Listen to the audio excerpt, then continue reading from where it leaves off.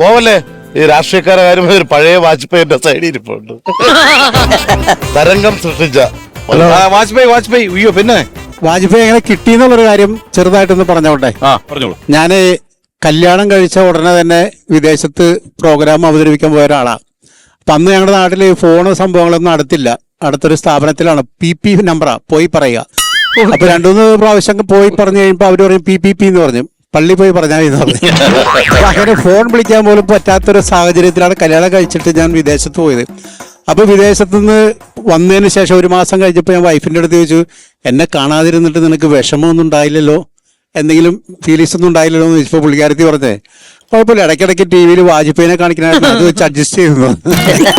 അങ്ങനെയാണ് എനിക്ക് വാജ്പേയി ചെയ്യാൻ പറ്റുന്നൊരു സ്പാർക്ക് ആദ്യമായിട്ട് കിട്ടിയത്. അങ്ങനെ പിന്നെ നമ്മുടെ പ്രോഗ്രാമുകളിലൊക്കെ ചെറുതായിട്ട് വാജ്പേയി ചെയ്താണ് ഒരുപാട് സ്റ്റേജുകളിൽ വാജ്പേയി ചെയ്യാൻ പറ്റിയത്. ഏതായാലും വാജ്പേയി പിന്നീട് വന്നു കഴിഞ്ഞാൽ അങ്ങനെ ഒരു ഓണം ആഘോഷിക്കുന്നു പറയാം. ഓക്കെ, പറയാം.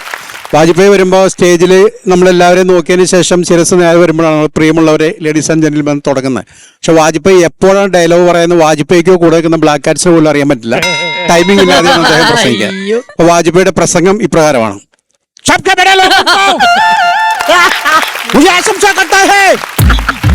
പാകിസ്ഥാൻ പ്രധാനമന്ത്രി നവാസ് ഷരീഫിനെ हमको एक 12 बच्चों है लाहौर यात्रा के बाद उन्होंने कारगिल में रोजी करी है.